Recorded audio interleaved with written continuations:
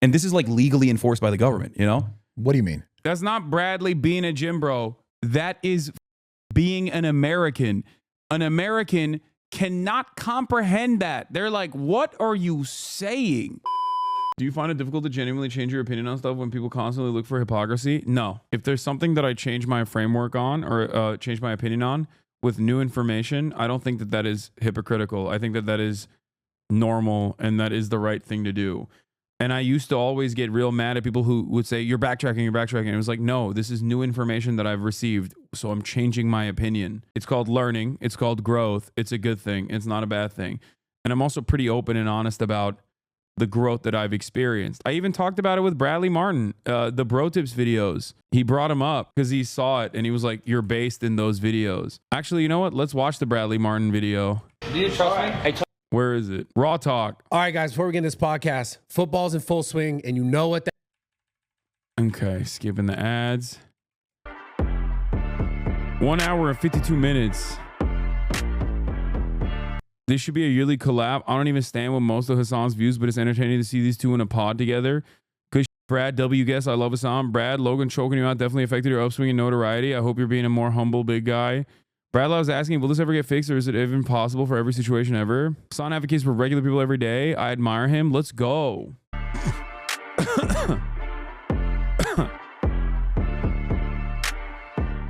Oh man, you got like the busiest guy ever right now. I know. Do you think you're more busy now than you've ever been? No. Well, I mean, look, 2020, when I went full time Twitch streaming, Yeah. I streamed 42% of the entire year. Every time I see, you know, when they measure like streamers and hours watched, Yeah. you're always up there. Like, Yeah. you stream like out of everyone, I think you're the most consistent streamer. Yeah. Every day, baby. 11 a.m. Pacific time is when I start. And then I go to like 8 p.m. usually. And did you always talk about politics? Yeah. Yeah. When I first started originally, I did it because I was at the Young Turks back then. And I was like, I want a place where I can just like have my own thing. Cause like working under somebody else, like they just do whatever they want. Right. Yeah. So that sucked. I wanted my own place where I can have my own community and say whatever I wanted. But I started playing Fortnite. I strapped a PS4 camera onto my PlayStation 4 at the time. And I started directly streaming you could directly broadcast on the PS4. I remember. So I started doing that, playing Fortnite, and I would like have my other like journalist friends on, and we'd be talking about like Israel, Palestine while playing Fortnite. Back then. Yeah, even back then, even like all the way back in like 2018. So then I switched over to the desktop, and and then I went full time in 2020, and here we are. Yeah. Yeah. Now we did that interview on your stream, like in like you were getting like concurrent. I don't know if on that day, but Bro invented Fortnite Friday. It's true. Services are complex and they're... Yeah, look at this. I was trying to live stream Fortnite while also putting my webcam on my computer to show Mark Zuckerberg's live testimony. More to it than just, you go and you post a photo. So I agree that in many places we could do better. But I think for the core of the service, it actually is quite clear. To 57 viewers. Look at that. Thank you, Senator Graham. Senator Klobuchar. Thank you, Mr. Chairman. Mr. Zuckerberg, I agree that what happened here was bad. You acknowledged it was a breach of trust. And the way I explain it to my constituents is that if someone breaks into my apartment with a crowbar and I take my stuff... Oh, that was the player count? Wait, no, I think that was the viewer. Oh, maybe you're right. That is the player count. Where's the viewer count? Didn't it used to show it? It used to show us somewhere. Service, it actually is quite clear. Thank you, Senator Graham. Senator Klobuchar. I mean, that is a player count, but bro, no way you're serious. No, I thought that was a viewer count because back then it was probably less than. It's next to the rec icon if it's on the PS4. It was probably lower than 54 people watching at that point. The way I explain it to my constituents is that if someone breaks into my apartment with a crowbar and I take my stuff... Oh, there it is. 45 people were watching. There you go. You during the election process, you were getting like 200, 300,000 people watching. And I think it's, for me, I kind of said this to you when you came into the live stream in my gym, but it's really interesting to see the growth of people like you in this space because it really highlights how powerful social media has become. Yeah. Like It's wild. Like the numbers, especially in like key demographics, like originally the key demos that they care about used to be 18 to 35. They changed it because they were like, no 18 to 35-year-old watches TV. Yeah. So they went up to like 54. I think now it's like, they say like 25 to 54 or something is the new primary demo target for like TV ads. And even on that front, I'm like destroying most of the other TV networks. Do you feel like, obviously you feel cool, but like, do you feel an obligation to kind of be a certain way? Like, do you know, because all your like, I feel like when I first saw clips of you way back in the day, like your takes were like way more based. What do you mean? Like, no, you just said some, I've seen old clips of you saying crazy or people will bring up, but not that they're not based now, but like you just, have you felt like you had to be more left in like all your stuff? No, if anything, I got more left now than I was back then. That's what I mean. Yeah. Or, well, like you were more based no, then. but not, no. More left as in like, I was more quote unquote woke, I think. Unless you're talking about like bro tip stuff, which is like way back in the day. That's what you're, okay. When I was like, when I look like Steven Crowder? Oh God, it's so embarrassing. Yo. Not even like the embarrassing that I was trying to satirize, but like just the way I looked. That's from like 2013, I think. Yeah. And I wanted to do like a satirical bro show, but also like, you know, try to crack jokes, but also like cover the news and stuff too. But very quickly I was like, this is not, like, this sucks. Yeah. And then we deleted them, and then people resurfaced them, and they always love bringing it up to be like, see, you used to say that. And I'm like, yeah, I mean, I'm pretty open about it. Like I definitely was like way more misogynistic. I used to definitely have transphobic takes. Yeah. Like, and that's what I was referring to, because I saw that. But that wasn't like that wasn't because like I wanted to. Oh, okay, that's what you meant when you said base. Yeah. No, I didn't like become more cognizant of like the media environment. Like I organically became less transphobic. I met trans people. I started questioning why I care so much about trans people. That was like, I think that was one of the major things for me, was like, what the f do I care about this? Like, I don't really understand why this is like something that I should even worry about. Like, whatever, let people do whatever they want. And I think that's like, that was the spark in my brain. But it wasn't like it wasn't a deliberate attempt or anything. It was just like an organic thing. Yeah, organic evolution. Yeah. But in terms of like saying more left that I suspect people don't like, in terms of like, you know, saying we shouldn't be involved in, you know, bombing the global south and things like that. I think I'm much more but is that open. Really a left take? Yeah, it's the OG left take. But I feel like everyone like doesn't want war.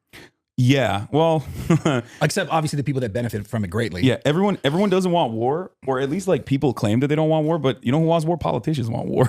So yeah, I think like there's a lot of people on the right and the left who are like, yeah, why the f are we giving like, let's say Israel $16 billion? Like, why can't we help homeless people? Or why can't we fix the potholes on the streets? And that's a pretty normal position. It's just it's not reflected in either party, really. Democrats historically used to at least offer lip service to that sentiment. But post 9/11, both parties are like, no, we have to do war all the time, stupid. But I mean, it just sucks because like the more I get into politics is because like I felt like in the last few years, I just couldn't avoid it. Mm-hmm. The more I'm just like, does this ever really change? It just seems like a cycle of like, especially now with the, not necessarily you specifically, but the social ecosystem that's created around now politics, where it's like, anyone will say anything to get, you know, some sort of sensational response, where it's like they can say something about whether it's trans people or gay people or black people or some racist thing. It's like, people do this now, and whether there's any ounce of merit to it, which in most cases there's zero, but it's like they do it now because the algorithm, the likes, the views. For sure. And Twitter's become a place where I'm like, man, what the f is going on here? Yeah. Because I remember last time we talked, I was like, I love Twitter. I do love Twitter. Yeah, I definitely, last time we talked, I definitely love Twitter too. More than I do now, for sure. Or unless you mean like last time we talked on my stream. No. Like the last time I was on your pod, back then I used to get quote unquote canceled all the time on Twitter. Yeah. But it was like, it was ultimately meaningless, but it was, I think, more fun. Whatever happened, I don't know if I don't know if you've ever spoken about this, so maybe I'm beating a dead horse here, but whatever happened with you and Ethan, like you guys had that show, The Leftovers, right? Yeah. I mean, I've talked about it a little bit. I'm sure he'll see this clip and get like really mad. But honestly, I think we just had like some, at the time, what I thought were minor disagreements. And I never really like paid attention to what he was saying. About content? No, about Israel. Okay, about Israel-Palestine. Yeah. In the aftermath of October 7. But he'd always been like very pro-Palestine. But you guys stopped way before that. No, we stopped. Oh, really? Yeah. What the We stopped like around October. That's when we were like, we're not doing leftovers anymore. Okay. So October 2023 is like, I think one of the last episodes we did. Yeah. And initially, I think there was a lot of people that were very mad at Ethan, both in my community and also, more importantly, his own community, because he's very progressive. Yeah. And a lot of people that he cultivated in his audience were like, not really with his takes. Like they didn't really like it. Yeah. And I think because there was also anti-Semitism rising at the time, like he saw that as a major point of concern, understandable. And I assume, I can't know what's in his mind, but I assume that he was like making the assertion that these people that were mad at him all the time weren't mad because they were seeing clips and making up their own minds, but mad for some other reason, either because they were anti-Semitic or because like someone was priming them to be mad at him. And since our communities had merged at that time because of leftovers to a certain degree, I think he thought that like my takes were what was causing people to like hate him for what he was saying. And because it's such a touchy subject for a lot of people for understandable reasons, I mean, people are very black and white. And when they hear Ethan say something that like, you know, Joe Biden has said about Israel-Palestine, and they don't investigate it any further, yeah, of course, they're going to be like, oh, fuck you, you're pro-Israel and you're hiding it. You know what I mean? That's like the immediate assertion. And for a year after that, I think that this was on the spot, for the record. Is that Israel flag socks? No, dude, they're Nike. What the hell's wrong with you? I think although this is like, I think this is a consistent take that I've held here. I suspect that people will probably get mad at me for even saying this, like for even mentioning Ethan, which, you know, there's not really much I can do. I was asked directly. It wasn't like I didn't think that Bradley would ask me that, but I'm not going to shy away from responding. I didn't really investigate what his perspective was. We had a conversation, like last one we had was on my channel, where we had a back and forth and we had some disagreements, but we were on good terms for a year after that, pretty much. And then recently, I forget what it was. I think it was after Israel like decided to invade Lebanon, where I was talking about Hezbollah, which is the militant group in Lebanon. It's the Shia militant group. It's a part of the parliament as well. It's classified by the American government as a state terrorist organization. Not every country considers them to be a state terrorist organization, and they're a part of the Lebanese parliament, ultimately, right? Like they're a political party. Yeah. And they're effectively the standing military of Lebanon. But it is controversial, ultimately, even within Lebanon. So I was talking to a friend of mine, and I said something like, I don't have any problems with Hezbollah in terms of like their resistance to the state of Israel. I think like this isn't about their, you know, sectarian politics, or this isn't about like their internal affair. Like I don't give a shit. Right. Because that's not the reason why Israel is bombing Lebanon. They're bombing Lebanon because Hezbollah is retaliating against Israel for what Israel's doing in Gaza. Right. And he saw that, and I think that was what triggered him into, like, that was a trigger point where he was like, you're a radical. And then it spiraled out of control. I think he has done numerous streams at that point, like for months and months on end, all the way up until the election, where he was like trying to get me deplatformed. This is what I was saying. That's why we spoke about being censored more. For you, because I saw that on like something with Twitch, and people then blaming you for like ad revenue and like that was another community that also has been always off my. This Destiny's community, and they've always done the concern trolling where they're like he'll say some on him all the time, like he's debated pornography, you know what I mean? Like he's debated how you debate ethical that? CP. I don't know, but he's done it anyway. Like these guys don't have any boundaries, right? But then they will so very easily portray themselves like liberals or a concern. And as an anti-Zio Jew, here's my take. I think Ethan did not fully unpack his Zionist mindset framework, so he would repeat Zionist talking points, leading the people to call him a Zionist. He doesn't identify as one, though, and he refuses to unpack those talking points as false, so he thinks people are calling him a Zionist simply because he's Jewish and not because he's repeating Zionist talking points. I think that there is some truth to what you're saying, but ultimately, I think like he got so... He got so negatively polarized that I don't even know what his attitude is now, and I truly don't know. I actually don't know. I know people will say like, "Oh, bro, all it would take is for you to watch one of his videos and you'd understand." But ultimately, like there's a couple moments of like very stubborn pushback where like I wasn't immediately dismissive, but if it was something that I did not know, if it was someone that I had no idea about, I would just write them off entirely. Like if I didn't know their background, if I didn't have personal connection to them, if I wasn't friends with them, right, at a certain point, I'd be like, what are you saying? You guys should just talk it out. Yeah, I mean, look, I'm not opposed to that at all. But you have to understand something, okay? Before Chatter says no, before chatters like start screaming no, this is post like Ethan trying to deplatform me actively by saying some of the most like hurtful, unhinged things. Okay, like you have to understand, like when you're relying on a website called Hasanabi.com, like unlisted YouTube clips from my own personal supercharged snark community, Destiny's community, where, you know, you're using unlisted links and the title of the unlisted YouTube clip is literally Hasanabi, without ever considering what that looks like to other people that might not even know me, people that might not know me, people that are fans of yours that now have a very weird attitude, a very gross attitude. It's like, I don't use the Islamophobia card quite frequently, but that is fairly Islamophobic. Sam Cedar had a good take on this phenomena. As the atrocities of Israel become more and more apparent, people who grew up thinking of Israel as a positive force in the world will go to extreme lengths to cope with that contradiction. Yeah, I know. That's why I also said that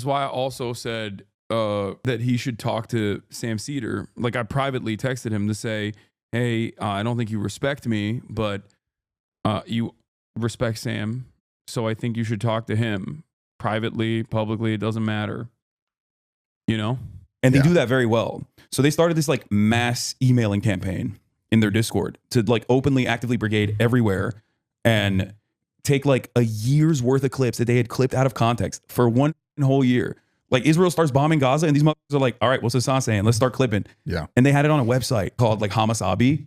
They're calling me like Hamas Abi. Yeah. And they just had all these clips and they were like they spent spam emails to like advertisers. Like I went to USC because they wanted me to speak at the college. Yeah. And I was like, sure, I'll do it. Why not? They sent 27,000 emails to USC to try to get me not speak at USC. And it's really interesting because like in the email, I saw the email that they were spamming. And the email was like, he got banned off Twitch for saying a slur, a racial slur, which is true. I did. What was the slur? Cracker. Oh. But they didn't put that in the email. So they were trying to make it seem like I was this like crazy racist guy, right? And you know, it's a fairly sophisticated mass brigading campaign, and it didn't really work. But they got some advertisers, I think, like were scared. Bloomberg wrote a report on it. Yeah. Some advertisers were like, "Well, we don't want to be associated with anything that's controversial." And but at the time, they were like claiming that every advertiser is pulling out of Twitch. Twitch is having an adpocalypse, and Ethan at that same time was also like, kind of egging that on a little bit, where he was like, "These guys are really anti-Semitic. They're really radical. They're anti-American scum." But I don't understand this anti-Semitic conversation is like, if you just say anything that's against what they're doing in Israel, just you're anti-Semitic. Yeah, I mean, there's more nuance to it than that, because like that's what it, from my perspective, from the outside, it's what it looks like when I see. No, I understand that. I mean, that's like the average position at this point, and I think that yes, it is for the longest time. Israel, both positively and negatively, has been associated with Judaism. It's not a proper conflation. It's false. Saudi Arabia, it does not represent like the entirety of Islam, and Israel does not represent the entirety of Judaism. Right. But if every single person that goes on television is saying like, this is the Jewish nation, like how dare you, you're being anti-Semitic, then yeah, of course people go, okay, maybe it is. Maybe everything they're doing for Judaism, and all the Jews love this, when it's not the case. Right. I mean, there's like a classic old Jewish saying, it's like 2 Jews, 3 arguments, where it's like there's no full-blown comprehensive monolithic understanding of what Israel is and what it's supposed to be among American Jews, especially. That's not like a real collective ideal at all. But it's presented that way. It's presented that way by people who hate Jews, who want to say, Israel, they're doing this for Jews. This is how Jews are. And it's also being said by people who are pro-Israel and also themselves Jewish, or just pro-Israel and pro-Jewish. Like Jake Tapper says that. Like, I don't think Jake Tapper is secretly a neo-Nazi or something, but he's saying that because it's been a very apt way to deflect criticism, because nobody wants to be offensive, especially in progressive circles. You don't want to be offensive. You don't want to be a mean person. You don't want to offend people. You don't want to be called an anti-Semite. So you're like, whoa, okay, I didn't realize it was like that. It's usually just a way to stop the conversation dead in its tracks. But so that's interesting though. That Ethan said on this pod that you were pro October 7. See, that's what I mean. It's like, if you're look, there's a lot of Ethan haters in this community, okay, especially now. But like, if you're an Ethan fan at this point and you're watching me and you hear the way I talk about Ethan, and then you go back and listen to the way Ethan talks about me, I think that there isn't a parody there. Okay? Like, and I'm not doing that for aesthetic purposes. Like, it is truly just the way I operate. Okay? That's what it is. There is no, like, there's no respect on one side of this equation. It's asymmetrical. Any kind of self-defense is considered the most morally repugnant thing that I could ever do. But Ethan can say whatever the fuck he wants, including playing games that were made by Destiny's community that liken me to Osama bin Laden, or even claim that I've like hid my more radical perspectives when the first conversation I ever had with Ethan and Gila was on their podcast before we even started our podcast, where I basically described the steps in which 9/11 happened when addressing my America Deserved 9/11 comment. And he was understanding, because the thing that left from this equation is respect and charity. Okay. And if you look back at the past year before Ethan went on this conquest to like deplatform me and other pro-Palestinian content creators by falsely smearing us as anti-Semitic, akin to neo-Nazis or whatever, by grabbing onto anything and everything they could, both Ethan and also Destiny and shit. And especially when like Ethan already has a ton of haters. Like, I could have just gotten on the Ethan train.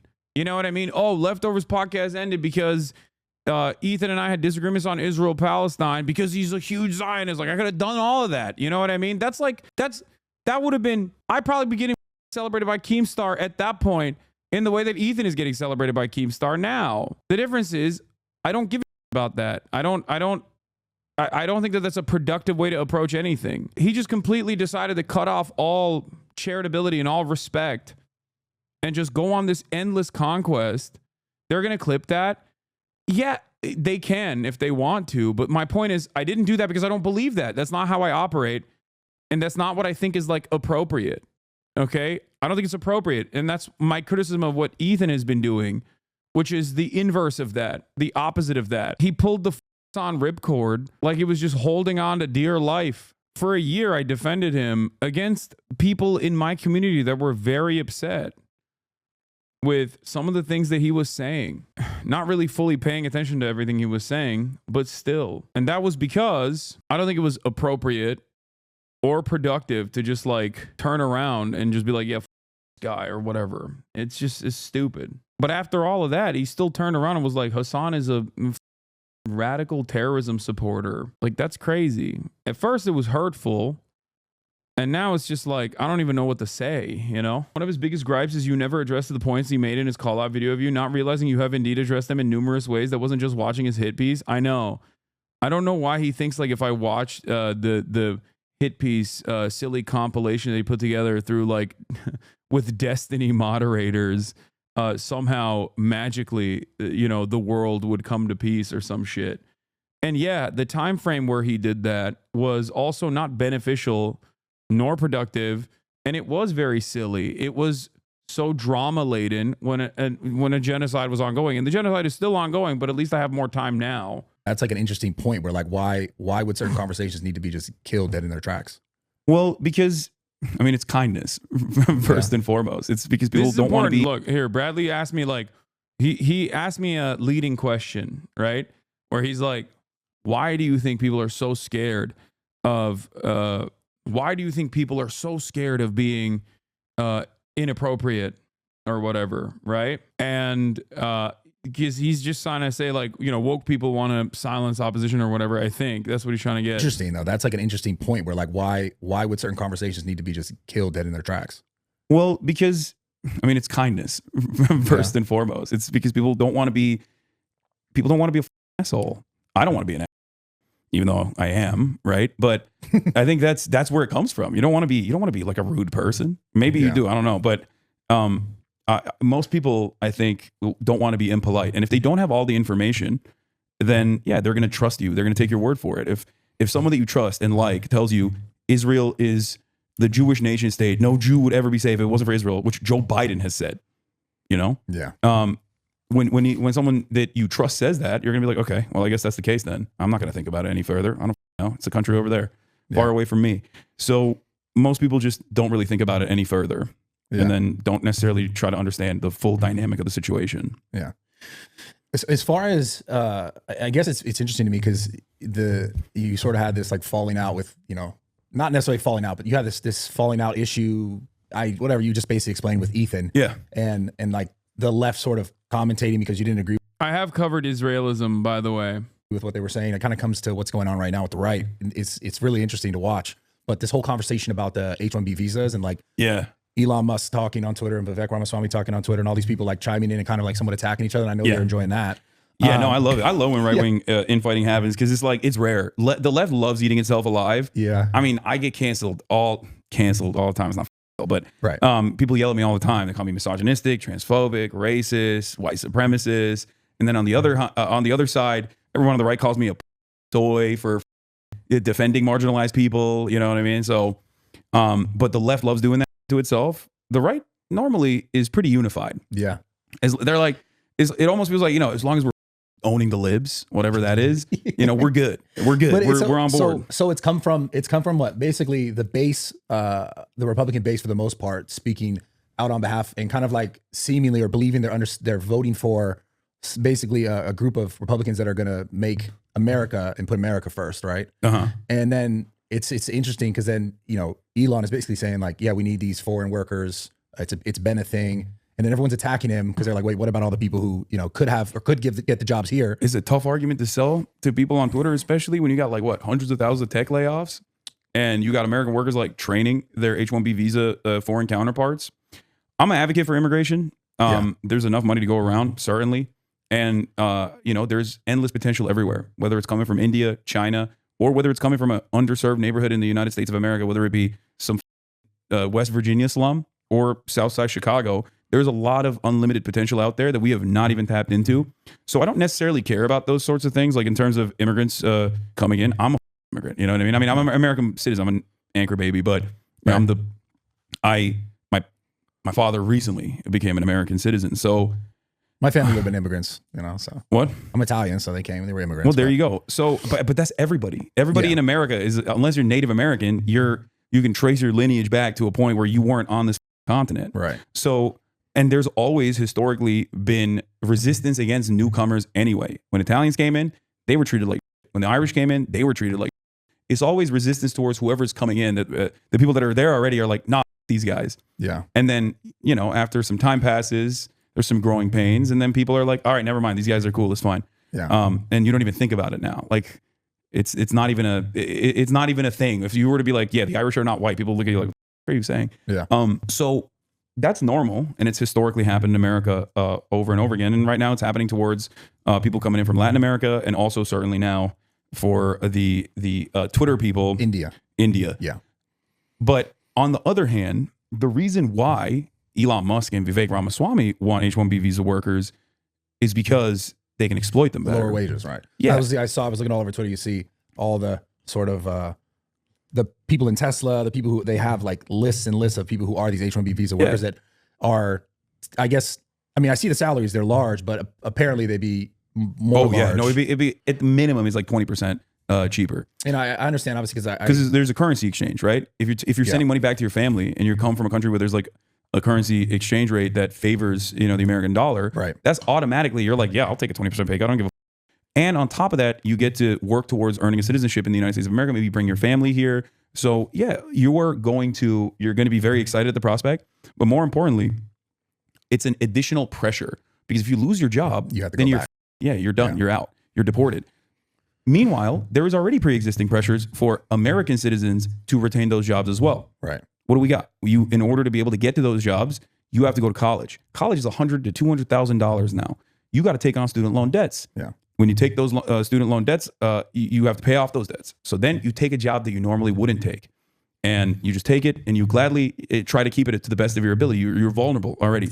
Another pressure for American citizens is healthcare.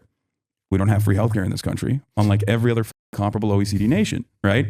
It's not like the Canadians are super woke or socialist or anything or better than us, right? They're not. I've heard issues with free health.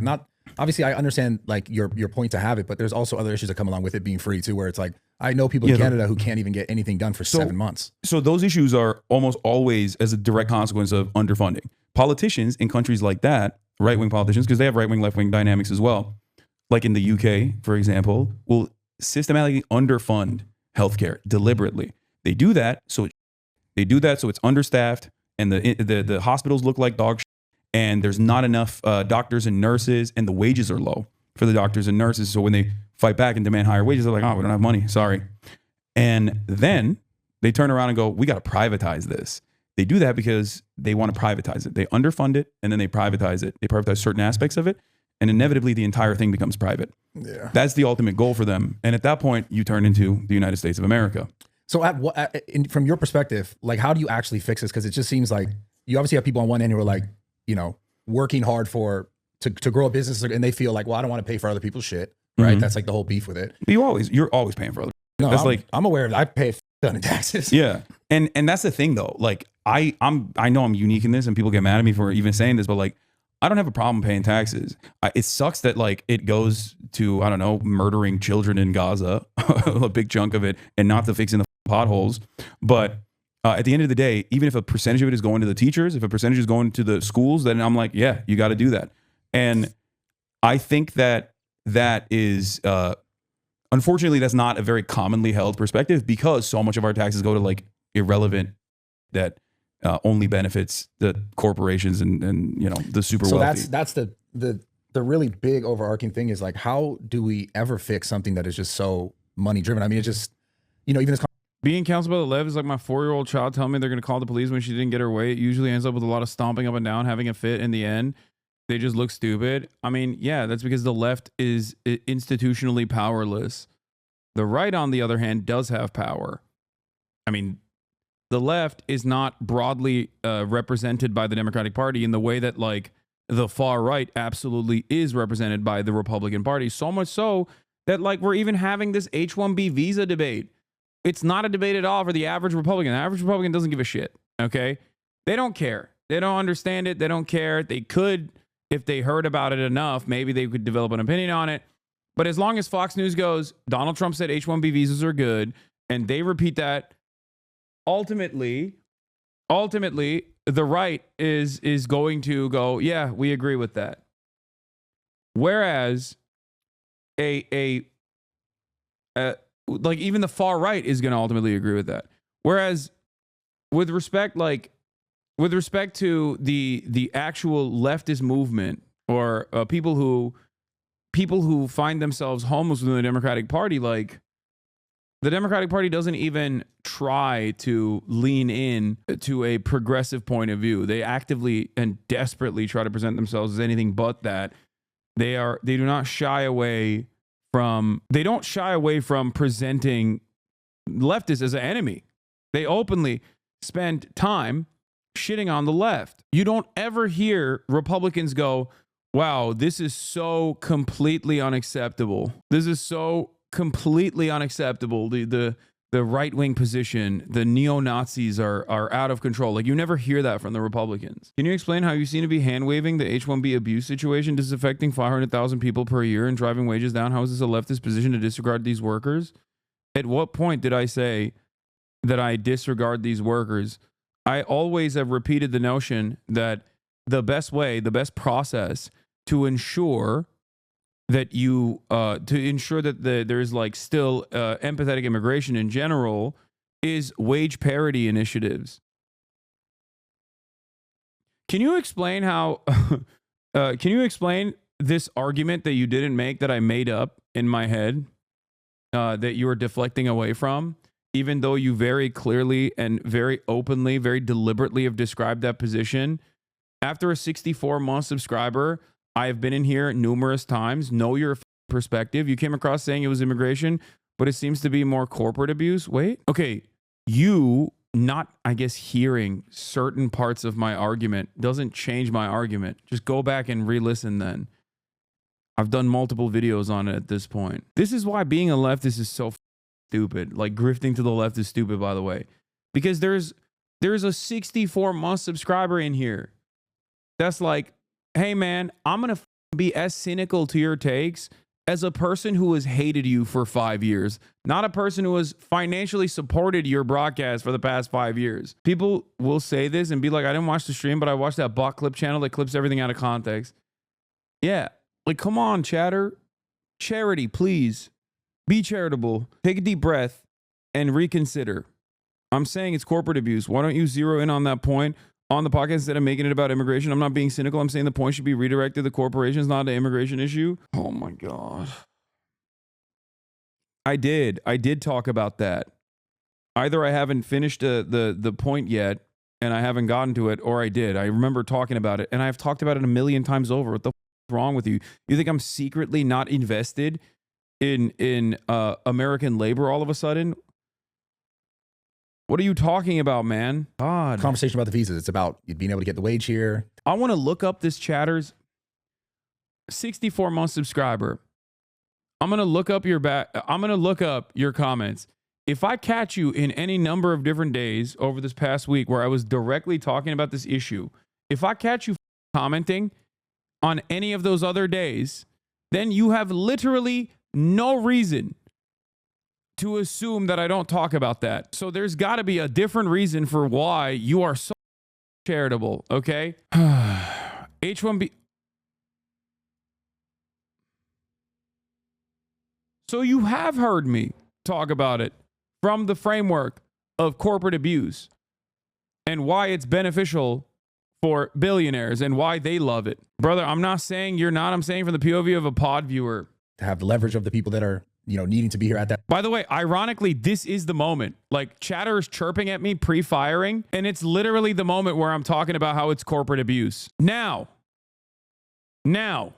take a deep breath and re-examine why you pre-fired. Oh God, we're getting botted on New Year's too. Jesus Christ, look at this. That certain wage have to do it, because if they don't, they got to go back home. They also make way more money here than they would there. So then it makes sense for the corporation to be like, yeah, of course we want that guy because we can pay him less. And he like has to doing the same job. He's doing more. He's doing more than the American citizen. Like, that chatter was chirping at me while I was literally talking about how H-1B visas are utilized by capital owners as a additional mechanism of abuse. I also talked about the different vectors of pressure that make the American natural-born citizen, a working class, also susceptible to exploitation. And then the H-1B visa process makes it even easier to exploit migrants, because now they'll get deported. And that chatter was yelling at me about me not mentioning that while I'm in the process of mentioning that. I think that is, unfortunately, that's not a very commonly held perspective, because so much of our taxes go to like irrelevant debt. The really big overarching thing is like, how do we ever fix something that is just so money driven? I mean, it just, even this conversation about the visas, it's about being able to get the wage here, to have the leverage of the people that are, needing to be here at that certain wage have to do it, because if they don't, they got to go back home. Happy they also New Year, make way more Austin. money here than they would there. So then it makes sense for the corporation to be like, yeah, of course we want that guy because we can pay him less. And he like has to He's doing work. the same job. He's doing more. He's doing more than the American citizen, because, and Elon did this with Twitter. He went to Twitter and he fired 50% of the staff, right? Immediately, day one. He fired all those people. The only employees he retained, he kept, were H-1B visa workers. Why did he do that? Because those guys, if they get fired, they're going to get deported. So now you can force those guys to stay there all day, every day, sleep at the office. They're basically indentured servants. That's what Elon Musk wants. That's what wealthy people want. They want to be able to. Are you happy, chatter, 64-month subscriber? Or are you going to triple down now and say, well, you didn't get to it fast enough in order to maintain the position that you were right and I was wrong all along? Not only are you wrong, but I want you to use this as a learning opportunity. I know it sounds silly, probably sounds like patronizing for me to just take a deep breath and demand that you do the same, okay, and reconsider. But what led you to be so initially cynical? What led you to be so initially cynical? Because this is something that a lot of people do on the left, okay? Get the most amount of time and productivity out of each individual employee. And the more vulnerable you are, the fear of deportation, the easier it is for your boss to turn around and be like, all right, I'm calling you up at 10 p.m. on a Friday afternoon. Oh, you got a fucking family emergency? You better get your ass in the office right now. I got a problem. If you say that to an American citizen will be like, no. Yeah. you know? You don't think there's any merit to at least what Vivek was trying to say as far as like the culture of like America and like there not being this work ethic. And he was kind of talking about the whole like, which I found really funny. The nerds and the jocks. The nerds and the jocks. Yeah, he was like, oh, I didn't get enough in high school, so that's the reason why Americans are getting too much.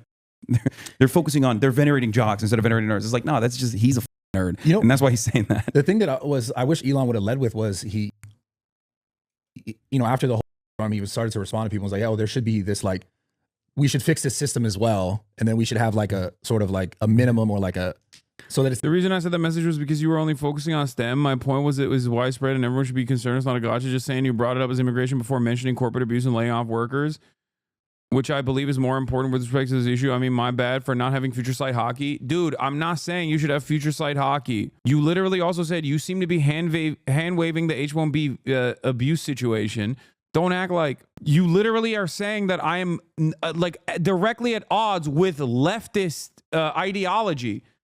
With leftist position. I can see your chat. That's what started this process. You being a 64-month subscriber and coming in hot like that. This is not a moment of debate, dude. This is supposed to be a moment of self-reflection for you. Okay? Don't try to wave that by being like, no, I meant like something broader than what you had brought up. God damn, dude. My question is, how can you be a 64-month subscriber and be this uncharitable? Because you focused on immigration first rather than the workers who got laid off, brother? Yeah, there's a reason why I'm doing what I'm doing and you're watching, okay? I know how to communicate these things. I'm sorry. Holy fuck. I can't believe you're trying to backseat my podcast appearance here. Jesus Christ. And you're still trying to debate. Yeah, I think it was the right thing to do because focusing on immigration first and foremost is the right thing to do in that situation because the overwhelming majority of right-wingers don't give a about the actual wages, okay? They just, the ones on Twitter at least that Bradley's talking about care because those guys are Indian, all right? That's why I said, and also very clearly and very deliberately, openly stated that we are all descendants of immigrants. I don't have an issue with immigration, but here's how this process is weaponized by corporations. And now we're having an aesthetic conversation, a back and forth, because you were wrong. You were wrong and you were incredibly cynical. So the question for you remains, why were you so cynical? Why do you think that I was like not actually behaving in a manner consistent with my worldview that you should be aware of, okay? And I addressed literally everything. And you're still tripling, quadrupling down by trying to find another thing that you can hold on to. It's okay. When I'm wrong, I say I'm wrong. And it's not about taking an L or something like that. This is not a contest. I just want to make sure that people don't do this in my community, especially. Be more charitable. I expect charity from random people. How can I expect that if I can't even get it from people that have been in here for literally years? Okay? I wasn't saying that to antagonize. I was asking intellectually to learn from your thoughts on why you brought it up first. Brother, you literally said, or sister, you literally said, can you explain why you seem to be hand-waving the H-1B abuse situation? This is affecting 500,000 people a year, driving wages down. How is this a leftist position to disregard these workers? And then I tried to explain it to you, and you said you came across saying it was immigration, but it seems to be more corporate abuse. That's not just, you're asking to antagonize. Okay? And it's fine. You did it. It's okay. It's all right. I don't hate you. I'm not mad at you. I just want you to, I just want you to be more normal. Okay. That's it. It's the same if they hire these people or as far as like the immigrants or if they hire American workers. Yeah, if they had wage parity. That's kind of what he was going toward. He started talking about that like kind of after shitstorm had. He would never in a million years look for that because then that's profit margins. That's hurting his profits. That's hurting his bottom line. He relies on H-1B visa workers. I don't trust super wealthy people, billionaires, millionaires. What if they do change that? Will you say sorry to Elon? You sure? I'd be shocked. Yeah. Because I'm of the mindset that these guys will say anything and everything as long as you're not focusing on the actual pressure points, as long as you're not focusing on who's you over, who's robbing you blind, they're good. They're like, yeah, we should do price parity. They're never going to do that, but they'll say it. Yeah. That's what I'm saying. Like it just... And this is the Democrats too, by the way. Don't get me wrong. Right, like, I don't think the Democrats want to fix this shit either. government and politicians in general, I just wonder, like, does it ever actually become what, you know, you think it could be to be better, right? Because it just seems like we live in this world where it's just constant more, get more, take more, grow, profit margin, shareholders, like, and that controls this whole entire nation and the world. It seems like you're describing capitalism right now. Yeah, but I mean, it's in a sense, yeah, but it's like that's not even a sense directly, but no, that is what it is. But that's the world. It's not like that's just going to disappear. No, I mean, look, I'm a firm believer that is not like inherent in human nature. Brad cracks me up. He bounces between there's no way to fix this and what if this crazy thing that will never happen happens, Lamau? Yeah. Sure. You can be greedy, you can be selfish, you can be personally interested, but that doesn't automatically mean that we are also not social animals that constantly collaborate. This is a good take. My take is that grifters, be it Fox News, The Daily Wire, politicians, or drama content creators, successfully weaponize people's pain and misery, redirecting those frustrations in the form of targeted cynicism, harassment, etc., at the expense of individuals based on identity analysis instead of systems on the basis of material analysis. You cooked, RavXO. You're right. That's precisely what happens every single time. That constantly work with one another and do it in like very invisible ways. You know what I mean? It doesn't have to always be pure profit driven. And that's not like some ways. What do you mean by that? Well, what I mean by that is like there are additional motivators beyond making money that you engage in. You don't work out every single day because you want to make more money. The more muscle mass you put on, the more money you make. That's not a direct, that's not a direct reason, right? You do it for yourself. You do it for self-improvement. This is something you care about. Same with me, right? Sure, the way we look definitely play into the way the audience receives us, and maybe it allows more people to listen to what you have to say or whatever. Right. But ultimately, there's a secondary reason for that, perhaps even a more important reason for that. And we do stuff like that all the time. There are additional motivators beyond profit that cause people to innovate, right? That cause people to do stuff, that cause people to collaborate with one another, problem solving. It's not always at the behest of the almighty dollar. We're not always, like, I'll give you examples of massive scientific, like in the field of medical research, there are so many innovative products that have come out. These guys didn't do it because they wanted to make money. They did it because they wanted to save lives. Like the guy who invented insulin in Canada, he sold the patent for $1. Now you got to pay $1,000 to purchase it because a company bought the patent and then denied people the access to this life-saving medication that this guy found and was like, I want people to be able to have this. Like, this is crazy. People should be able to have this. This is like going to save people's lives. This is awesome. He did that collaboratively with a whole bunch of other people. Not a single person involved in that was like, think about all the money we're going to be making. You know what I mean? Yeah. It's always the dudes in suits that make the money afterwards. And they make it seem as though everyone only cares about money. Now, this doesn't mean that people don't care about money at all. Of course, everybody cares about money. I'm not one of those people that's like, oh, money isn't everything. When you don't have it, it is everything. Right. I've been there. I know. It's very important. It's freedom. Having said that, I think there is a very different mentality that a lot of people have, especially at the top of society. People who are corporate executive CEOs, where they care almost exclusively about like endless expansion, profits over everything. Whereas I don't think the average person operates like that. I think the average person is trained to think like that is something that they're invested in, but deep down inside, like most people just want to be comfortable. They want to be able to have, they want to be happy. They want to be happy. They want to be comfortable. They want to have a roof over their heads. They want a nice meal, get some, you know what I mean? Yeah. And have children, whatever they want to do, play Marvel Rivals. Yeah.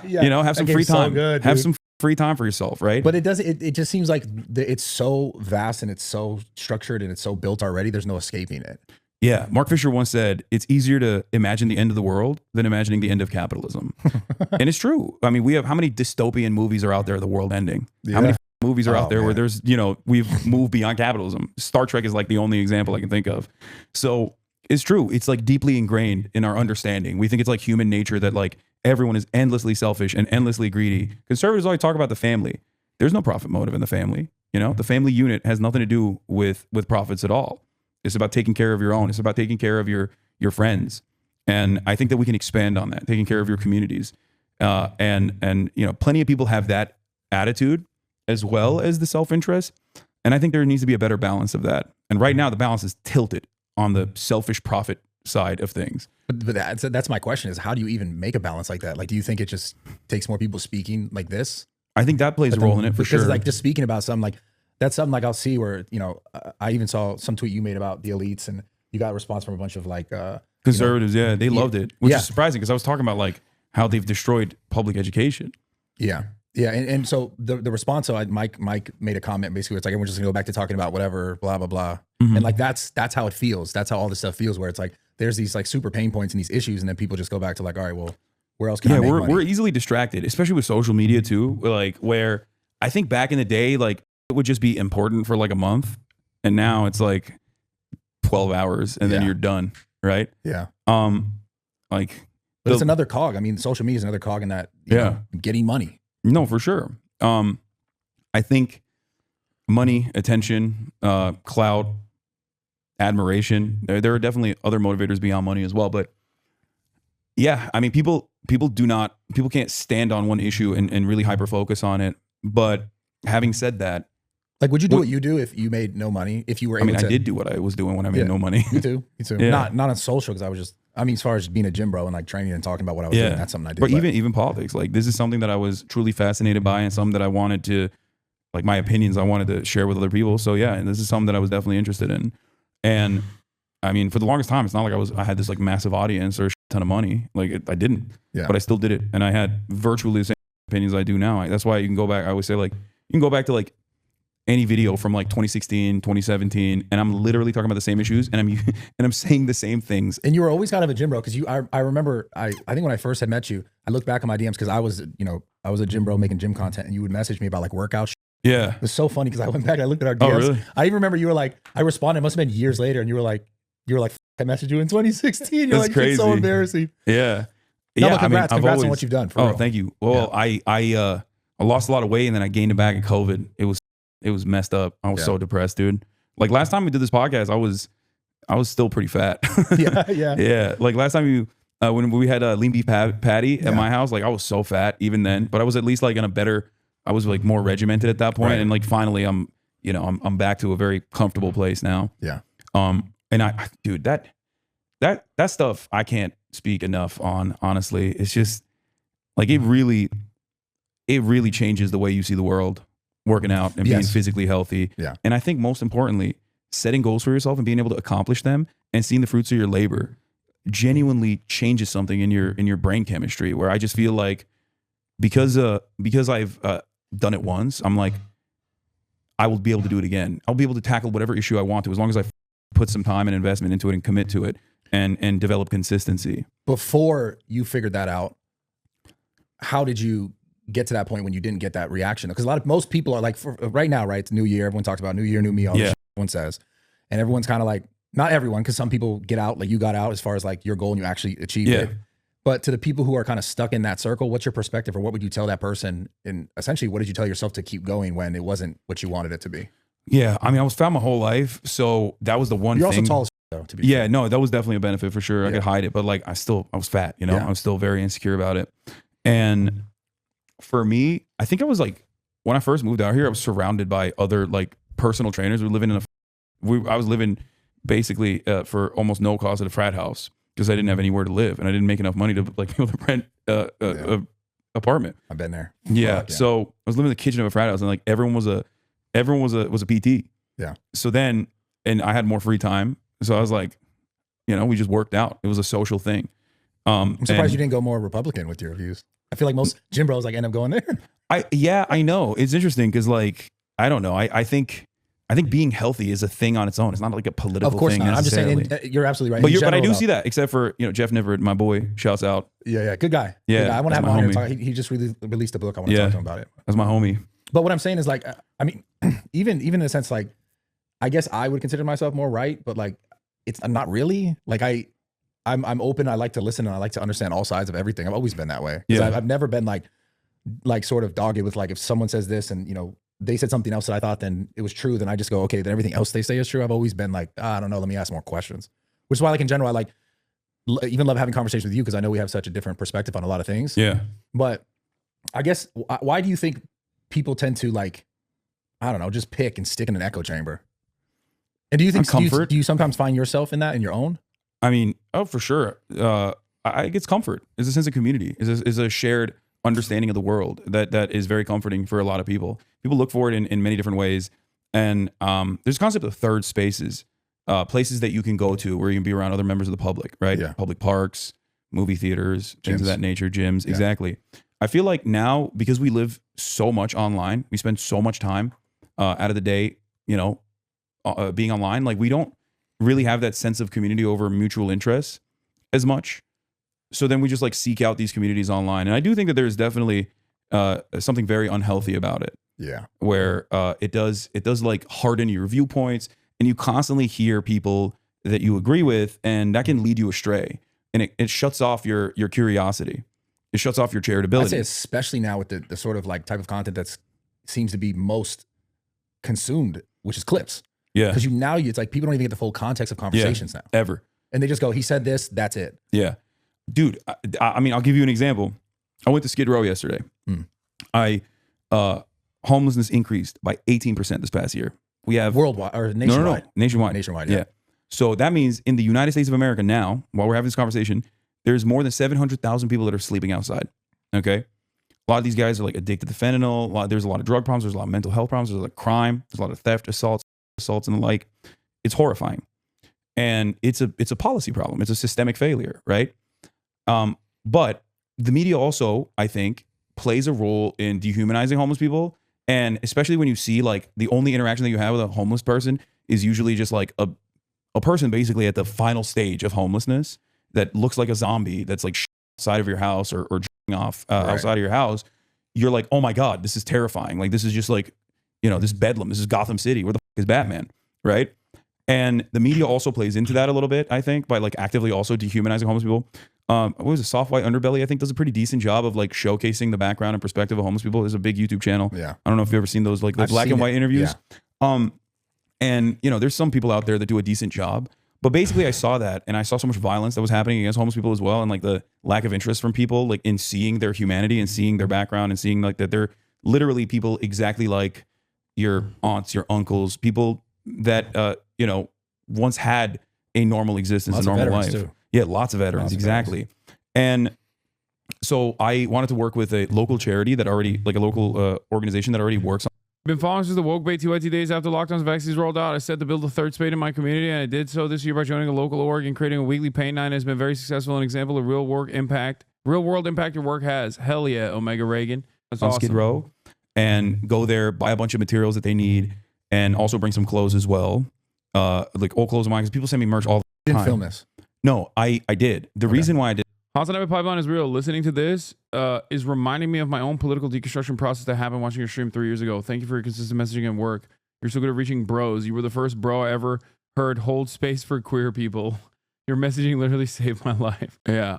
I'm always holding space for queer people. I'm holding the space so I can hurt them better. Did it. And I didn't film like any of the, I didn't film like the homeless people at all. I didn't put a camera on their faces. The people that we talked to wanted to, ahead of time, through this organization, said they wanted to share their perspectives.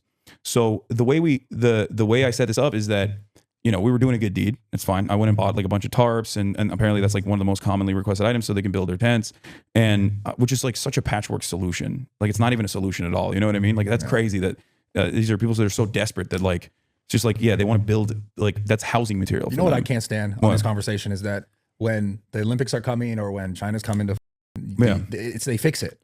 Yeah, but that's the problem. They're building a bunch of like condos down there, but in the Olympic area. Yeah, they don't fix it though. They just like literally shelve them. Like they come in and they do this thing called sweeps, which is ironically one of the things that I talked to them about. And they just take their, like the cops come and they just wipe out the street, right? And from your perspective, you're like, oh, finally, the streets are clean. Like there's trash everywhere otherwise. Like this is a good thing. But from their perspective, it's like they just had like, basically they have nothing to begin with. And the things that they have value for them, like things that they care about, like, you know, a note from their mom or something, you know, or things a generator. Like remnants. Yeah, exactly. Or remnants of their humanity, right? Yeah. Are just taken away from them, and it fucks their lives up. And then they get like slammed into like some shelter or something. They just like pack them there. And then, you know, a week goes by and they're like, all right, you can go back, you know, and then they have to start over again. And obviously the solution isn't to like let people live out on the streets and just like do drugs out in the open or slowly decline mentally until they're just completely gone. The solution is, and this has been very successful in places like Helsinki and Finland, the solution is putting them into permanent shelter and then kickstart the recovery process. Because there's a ton of people that do drugs, but they do drugs in their own homes, and it's not the same problem. Right. It's very different when you're out, you know, braving the elements, and in that process, you're like, this up. Like, I need something to cope with this. And, you know, the person in the tent next to you is like, here, you want some? And he's like, sure, I'll take some. And then you become a addict. Yeah. So that's usually how it happens. But the conversation that I'm having with you about this is exactly what I wanted to showcase. And that is what a lot of these guys wanted to talk about directly. What were they saying? I met this guy named Hawk, 70 years old. He's a musician. He has a dog, he's a pit bull, and he just lives in a tent. And he's been in and out, and he's been on the streets for, you know, longer than 10 years at this point. Yeah. I met a guy named Glenn, similar situation, I think 14 years of just like being homeless. He was just evicted. He was just evicted by his management company, and they didn't even give him any time to just like leave. He had a hard time paying his rent, but then he did a GoFundMe and was able to get the money to pay the rent, but they still evicted him. He mentioned that he was also doing drugs, and I think that's part of the reason, probably why. Yeah. But ultimately, the way I see it is like, these people need help. Like, they need counselors. You know what I mean? They need the people to go to where they're at and help treat the illnesses they have, whether it be mental health complications, whether it be, you know, addiction. Do you think that you could help everyone? Not you specifically, but do you think it's rational to say you could help everyone? Because there are people that, like, no matter how much you help them, they're going to end up somehow in the same sort of situation. No, you're absolutely right about that. And the way I think about it is this: even if you can't help every single person, even if there are people who are just like unsalvageable, because we've all experienced that to a certain degree in our lives. You know, you just meet someone where you're like, dude, how the do you keep up? Like, how do you keep up every single time? Like, this doesn't make sense. And they just don't learn their lesson at all, right? No matter how hard you try to help them. But I think just completely having a nihilistic perspective on the other side leaves so many people, like the broad majority of people, in the lost in the margins, when those are the people you can actually help. And the entire system is broken from top down, and there are so many different pressure points that you can apply some pressure to. For example, the overwhelming majority, if not the entirety of the homeless population, is created because of the housing market. They get priced out of the housing market. And like, the very common journey usually is that although there are people who, you know, do crimes or whatever, or like are victims of abuse when they're children, and then they do a bunch of, you know, they do a bunch of shady shit, and they're in and out of the prison. You can't fix homeless. No, it's impossible. No matter how much money you throw at it, it's the homeless people's own choice that make them homeless. Your take is basically just an insult. That's low class and dumb. Yeah, you, on the other hand, are very high class. It's just weird that, like, I guess a lot higher percentage of Americans are making these wrong choices, as opposed to somewhere like Austria, for example. Like, why is it that other big cities, other major cities, have significantly lower numbers of people out in the streets than like American cities? And I ask you this with complete sincerity, because homelessness is a moral failure, or that it is a thing that people choose to do. It is a consequence of their choices, is such a childish take. A higher class is someone that makes a point and does an insult. Dude, just listen to what I'm saying, man. Don't focus on the aesthetics, okay? What are you, a baby? I called your take childlike. Okay, if that's that triggering to you as you're in the process of saying the dumbest thing anyone's ever heard, instead of examining why I'm saying what my response is, I don't know what to tell you, okay? Hasan, you can say it can be fixed, and America has way more money than other nations. Why can it not be fixed? Because, well, this is another chatter who is about to find out exactly, if they just, you know, stick around for a little bit, you'll hear exactly why it can't be fixed, seemingly can't be fixed, because of the profit motive. I'm about to describe it, the housing market and its impact on homelessness, in just a few moments. System, and then their job opportunities are completely shut off. Now you can't pay for housing. There are plenty of people who have jobs, but because the housing market becomes insane, they just can't pay for housing. So they still retain their jobs, but they live out of their cars. But that becomes unsustainable. I call this the first, like the 3 tiers of homelessness. The first tier is the overwhelming majority of people who are housing insecure, that are either couch surfing or living out of their cars and basically still trying to retain their jobs. But there's no running water usually, so it becomes really hard. It becomes difficult to basically keep your job at the same time while you're, you know, in this limbo.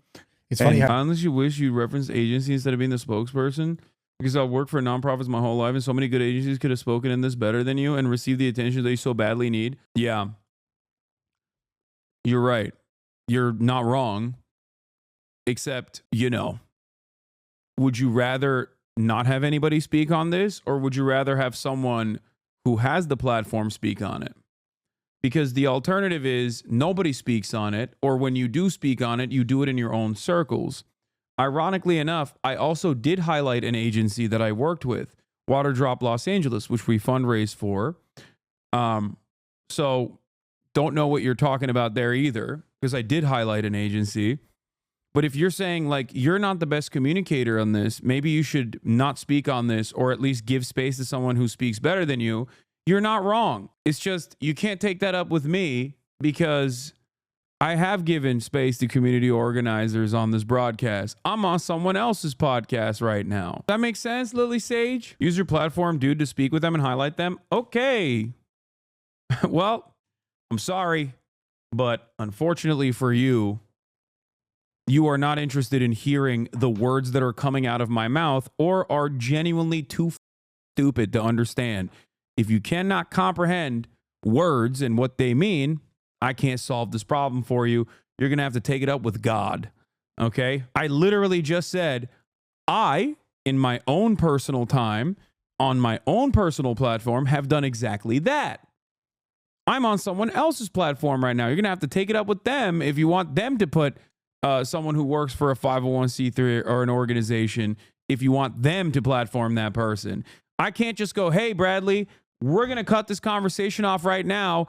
I'm going to dial up a friend of mine at 9 p.m. on a Sunday night and have them drive over here, because they are going to actually do a much better job than me in speaking on this matter. Because once again, if you, and by the way, what's ironic is I have talked to a bunch of other people that do this work, including some of the people that work for Water Drop LA, and they seemingly think I do a pretty decent job of communicating. I've talked to homeless people, like in this community as well, people who have experienced homelessness in the past.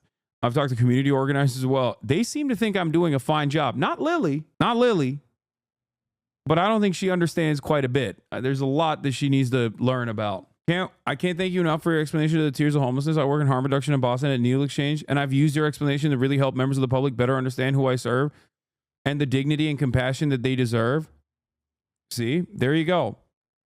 Other people who work for nonprofits seemingly consider the way I message on this issue to be not a burden, but a benefit. Not Lily, not that one Lily chatter who just got perma-banned. Having this conversation, because there was a point where I lived in a car, my truck, and I would like park under over like freeway overpasses, and I live in people's like couches, and it's tough having the conversation too, because like I was in a position where timing was so, I mean, I can't even say it any other way, like luck, God given. I don't know what it was, where like, no, it is luck. I say that all the time too. Like I told you, I'm living in a fucking frat house kitchen. You know what I mean? It like things could have been very different. Yeah. And I was definitely a lot more fortunate, because like at least I had my uncle, you know what I mean? Even though he wasn't paying me all that much, but it didn't matter, because like I knew that if push came to shove, like I had someone to lean on. A lot of people don't have that. Right. But that in and of itself is luck too. And you're absolutely right. Luck plays a major role in this. Hard work plays a major role in this. But at the end of the day, like the notion that people aren't working hard is silly. You got teachers in Oklahoma that have to drive Uber at night after they're done with their, after they're done teaching, so that they can make a living wage. Those people are working really hard. You just don't see them. You don't think about them. You don't talk about them. And so we just write off all these people that are working their asses off like they're not working hard enough. No, they are working hard. They're working a lot harder than Elon Musk, who tweet 700 times a day. It's just that he's at the top of society, so he gets to do that, and he can hire people to do the jobs and delegate his responsibilities to some of the top minds on the planet. There is some merit to that, though, to actually get there. It's not like, even if you had everything handed to you to still keep making the right choices to be able to continue. Of course, there's merit to that. Of course, not everyone is always lucky all the time, 100% of the time. You can fail upwards. There's luck still, but there's luck in. What I'm trying to say is, I got very fortunate too. Like, how the fuck was I supposed to know that someone who talks about politics 8 hours a day was going to go to a video game website and be one of the top content creators on the video game website, like for the past 4 or 5 years now? Like, that's that's luck. Like, I never thought that I would get to the level of success that I reached. Like, that wasn't even my goal. I just wanted people to hear me out. You know what I mean? Yeah. And I don't discount that at all. People get mad at me when I say that, though. They're like, "Oh, you think hard work is not important?" It's like, no, it is important. I mean, I stream literally still to this day 8 to 10 hours every single day. I don't have to do that. Yeah, you know, nuts. That's what I said when you were coming to this interview. You were like, you streamed all day, and then you're coming to this interview, and then you're going to another interview after, and it's like going to be 9, 10 o'clock at night or some shit. So respect to that. Like, there's no way I can discount that. I guess what I'm trying to get at is like, it's obviously not going to be the same for every person. Like, you can't save every person, but you seem to think there's a way, I guess, policy wise, to actually change that. Yeah, I think it's better to try to make endless attempts at saving every single person. What? You've made it sound pretty unreasonable. Only certain types of presentation will have access to these platforms. I'm confused. And if we try to focus on that, then we will be able to save the broadest majority of people that just that need like a helping hand, that just need to sometimes be heard. You know, something as simple as like, what's going on? What's your issue? Let me help you out. So many people are lonely. But that's not even a policy thing or a financial thing. That's just like a circle of friends or like a group that you know, to have someone because the thing is like, so let's stop it before it gets there, right? Yeah. But like that's like a whole different thing that you can't. Well, the policy is important in that regard, because stopping it before it gets there, you got to normalize the housing market prices. Like, there's no way out of it. You know what I mean? It is. Yeah, you have to normalize the housing market prices. Like, and it's not about like deporting 20 million migrants or whatever. Like, that's not going to fix the housing market. It's going to make it worse. Actually, who the do you think builds the houses? You know, it's like 25% of the construction industry is undocumented migrants. Good luck. You know, imagine wiping out a quarter of the workforce. You're not building houses no more after that. Yeah. So, but the companies be like, it's way too expensive to pay these guys. Yeah. So there's that issue. But even beyond that, like, we here in California, especially, like, you know, Gavin Newsom acts like he's the woke king, the woke czar, but bro, our housing situation is dire. It's really bad. Yeah. We build units, but they're always like luxury condominiums. Why the don't we have more affordable housing? It's because if you make more affordable housing, there's more inventory. If there's more inventory, then obviously the price of houses are going to go down. And then all of a sudden, you own a house, I own a house. The price of your house went down. Let's say you took a mortgage out. Now you're stuck paying this like expensive ass mortgage for a house that is no longer valued as high. And for a lot of people, that's their nest egg. So it's this like intricate web that is interconnected in very meaningful ways for a lot of people. 44% of people in California own their own homes, or at least like own a home, right? Yeah. That's 44% of people who would immediately be like, what the you just eliminated a piece of my net worth. Right. How dare you do that? And so it's a matter of like, who is going to keep getting pummeled in the system? And of course, the voiceless, poor. More affordable housing isn't going to help people who don't work or do drugs. I think you're a decent speaker, but I think your points are more geared towards emotional view of the subject and not practical and definitive. Yeah. You might not have access to this information, but there are plenty of countries that actually do solve not the homelessness crisis in its entirety, but damn near in its entirety, pretty close to its entirety. And the reason for how they do that is not because like they have a better work ethic or work culture or anything like that. They do it through practical policy making. That's what I advocate for when I talk about public housing, for example, decommodifying housing. That is not an emotional argument. That is actually an argument born out of a utilitarian framework, born out of an interest, a genuine interest in improving social welfare for all citizens. And that's the problem. The wealthiest man on earth is a guy, okay? He loves doing drugs. A lot of rich people do drugs too. What happens when a rich fail son does drugs? They go to rehab, okay? Look at Hunter Biden. How is affordable housing going to solve lazy or druggies? They need therapy. Bro, oh my Lord. I gave an example of Helsinki, which has implemented a housing first policy initiative led by a center-right figurehead, as a matter of fact. So even their right-wingers in Finland are more woke on this issue because they see the problem and they apply practical solutions. It's called housing first. Another example that I use very frequently is the city of Vienna, also known as Red Vienna, because in Austria, the city of Vienna, 65% of the housing is public housing. It's owned by the government, okay? And these aren't like boring building blocks that suck and are gray and dull or anything like that. They have community centers inside of them as well. There's a reason why they have a significantly lower rate of homelessness than large American cities. That's because the housing market is affordable, because they don't treat housing as an investment vehicle, but instead as a shelter first and foremost, okay? So if you look at the problem of homelessness and you think, oh, it's because they're all lazy and druggies, well, you're wrong, okay? You're just absolutely wrong.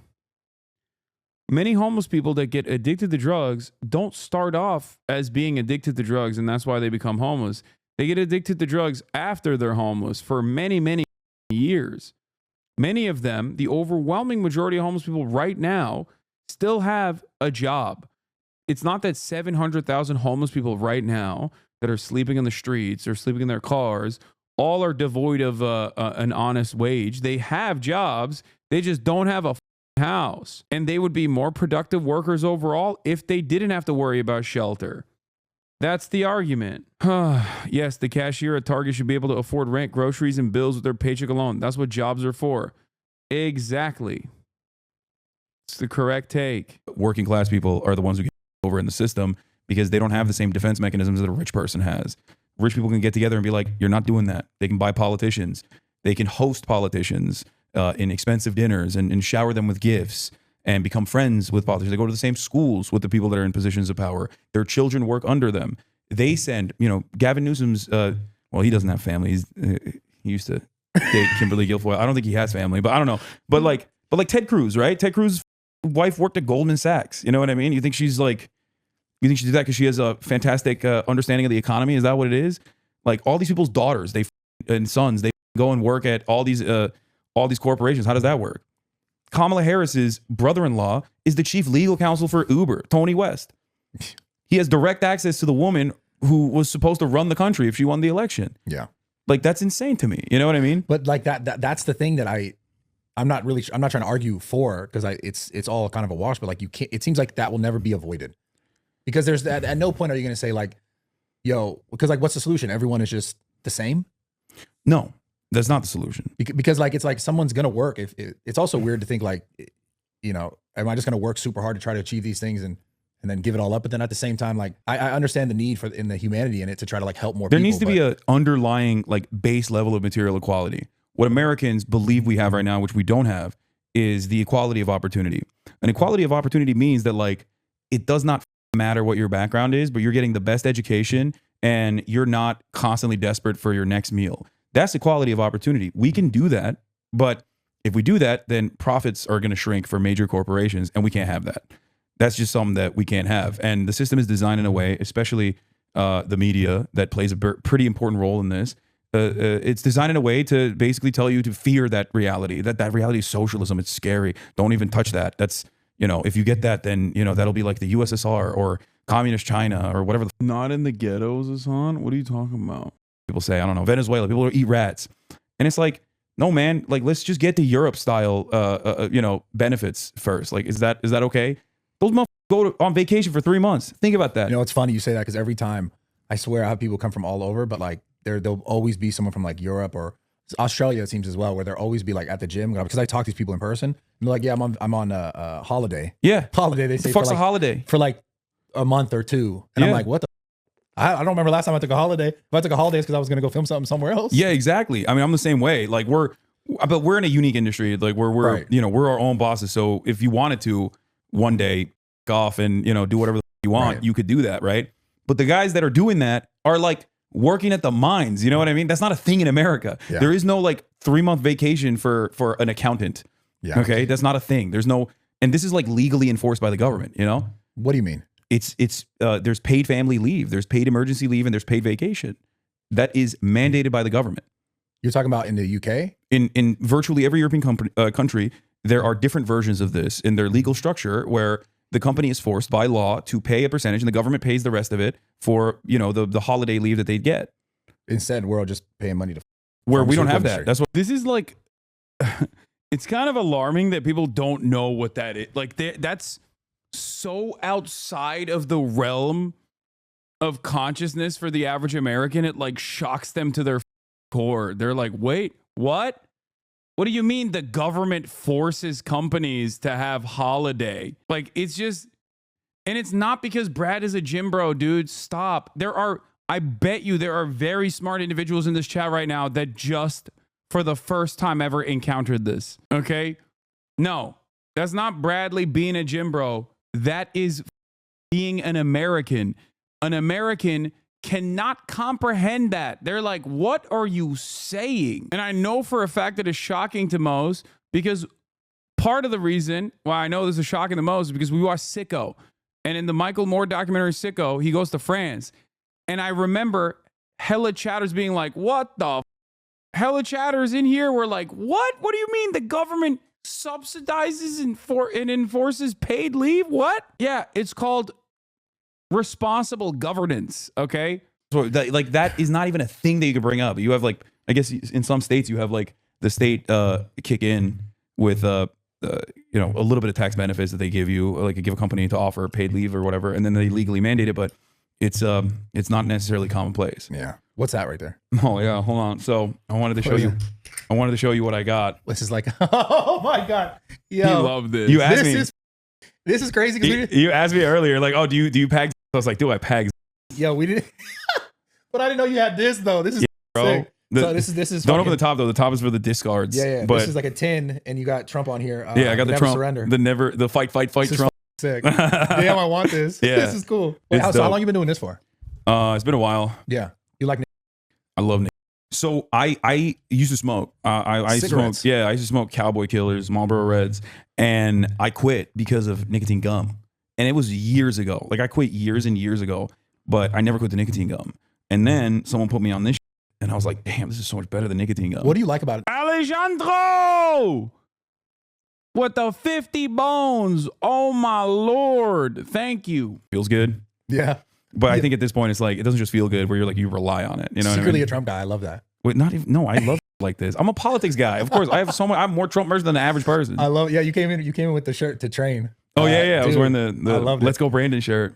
Yeah, I don't give a like, I love hog culture, as I call it. Like right wing culture is hilarious to me. Why do you call it hog culture? Because some of them are hogs, man. I don't know how else to describe it. It's like the bro. It's just You like got on the one hand you got the libs, on the other hand you got the hogs. I make fun of both. That's fine. Carter, bro, you tell me about nicotine gum is literally the only reason I could quit 4 years later. I'm no nicotine at all. Nicotine gum, harder to quit than cigs, but also not as deadly. I mean, I've never even tried it, but from what I understand, you can trick your mind afterwards to just chewing regular gum while slowly weeding off of nicotine gum. I think that's, honestly think like, that's why you have so much success. 'Cause you definitely lean left for sure.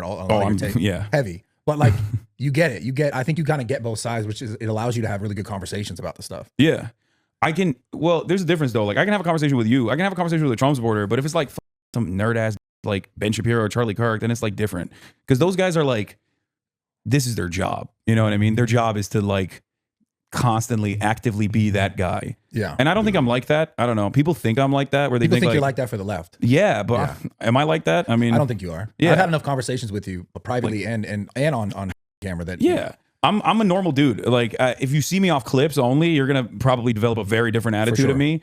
And I get that. But that's just the way that's just the way politics is in general. Well, so that's the thing with politics. Like it's never going to be one. Like and that ultimately leads to all the other issues we're talking about, which is like fixing the things, because a lot of the things require a little bit of both.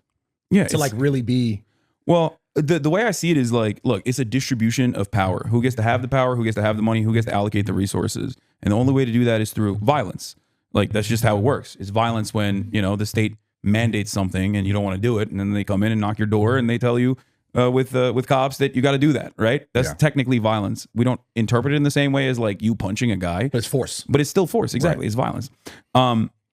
And this back and forth, I think, especially in American politics, like a lot of the back and forth that we have is over the minutia because it's designed that way so that you're constantly fighting with other people that have the same exact interests as you, but you're like hyper focusing on the dumbest shit, like the dumbest that under other circumstances, if you were to take a deep breath and didn't have this sense of community being in these like echo chambers as well, you'd be like, what the fuck do I care about this? Like, why do I care about this? I just want to be able to pay rent. I just want to be able to, buy delicious food and be able to eat it. And this is why I think this is why the Republicans won this whole election, was because like they leaned for that. They did, but they also definitely do the other stuff too, where they're like, the Democrats only care about trans people. They only want to like do trans bottom surgeries for, Latino inmates or whatever.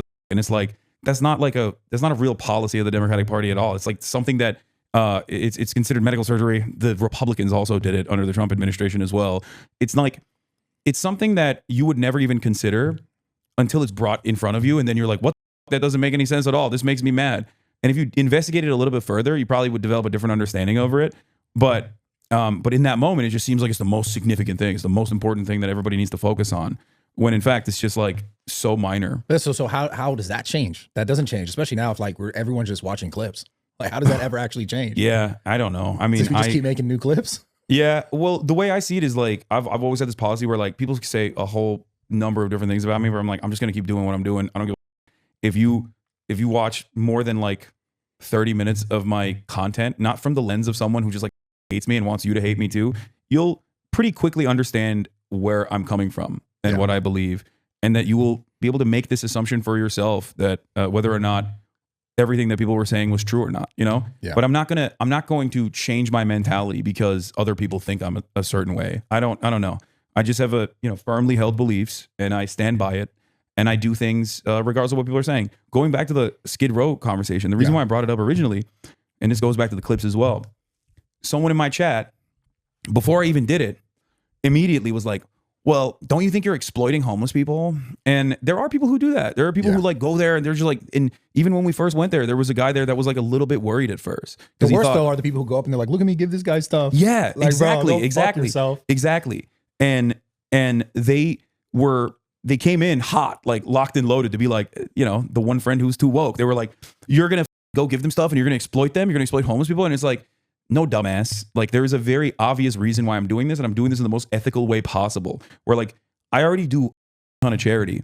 I do it on camera, I do it off camera, I do fundraisers, I give money, I donate myself, I work with mutual aid organizations myself. The reason why I'm doing this on camera today is because I'm working with a local charity that is excited at this opportunity, so we can fundraise with them. We raised like 20 grand in the process to urge other people to be able to urge other people to go and do it themselves in their own neighborhoods, because it is a truly rewarding experience. Like, at this point, I think last year I raised like 3 million, and this year I raised another 3 mil, maybe a little bit more than that. In different sort of for various different charities, like, earthquake relief, Palestine.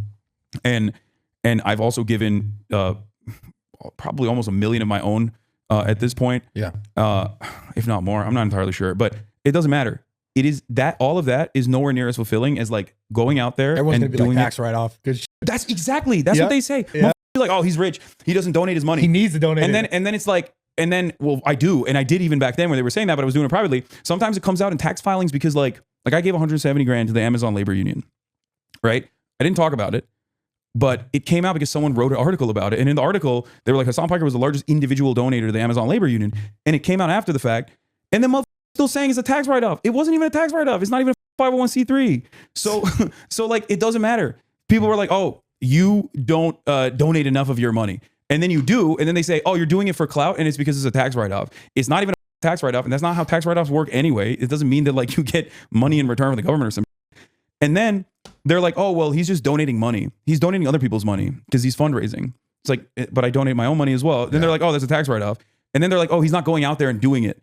And then when I go out there and do it, they're like, oh, well, you're using the homeless people for clout. And it's like, there's no winning. Well, but that's the point. There doesn't need to be a PRW there. I'm not doing this so the motherfuckers like turn around and say, oh, he's a good guy. I'm doing this because it makes me feel good. It's something that I believe. It's something that I think I want to do. It's something that also gives me a tremendous amount of fulfillment. So that's why I do it. Yeah. And that's what I try to tell other content creators as well. Just like the noise, dude. Just do the good things. Like, do good things. Do right by others. Be a good person. Who gives a fuck if people are constantly chirping? Like, yeah, everyone is angry. Everyone feels the economic pressures. Everyone feels isolated. Everyone feels alienated. Everyone's angry all the time. So when they see like some rich soul that is clipped for like 15 seconds and it makes you feel even further, like it makes you feel like that's an appropriate vector for anger, you just redirect it at that, and you get a sense of community by yelling at this one guy that you probably don't care about at all otherwise. Right. That's it. That's just in the moment. You can't let like that stress you out all the time. Yeah.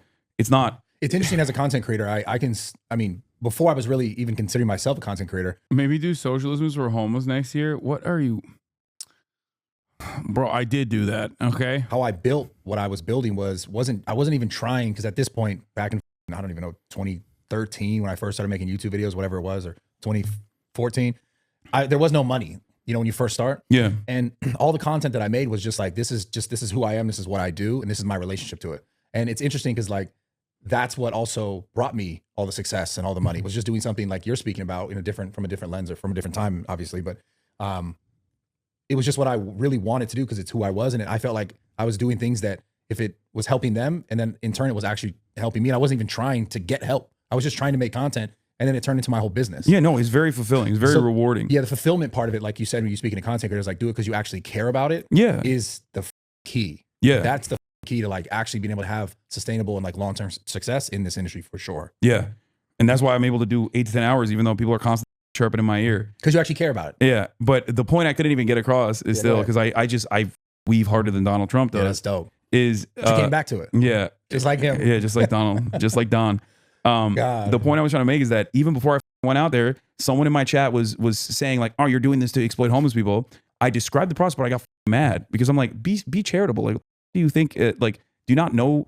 Have you not been in here long enough to know that like I'm not gonna be an asshole and like shove a camera in someone's face and like exploit them for content? Like, why are you so cynical? You know? Yeah. I've been doing this for years, and they clipped it. They posted it on Reddit. It went viral. Everyone's like, nobody actually watched it after the fact. Nobody actually cared that like I had taken the necessary precautions. We didn't film any of the people that didn't want to be filmed, or like that we didn't ask for prior consent from. You know what I mean? I didn't do all of that, and yet people still went with that narrative because they just want to hate.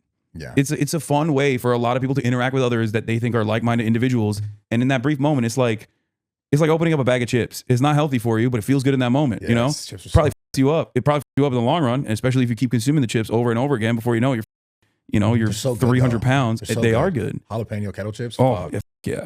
God, dude. But that's the point. You do it. It's unhealthy. People kind of understand that chips are unhealthy now, but they don't understand that like doing that on social media is also just as unhealthy, if not less healthy than even eating the chips. Yeah. But that's why they do it. I don't know if that shit ever changes though, man, because that's just a human thing, like to know what you know at that point and you just make your choices off of it. I'm gonna do predictions after this. And like the ecosystem we're in now is like there's so many. Yeah, it's like rewarded.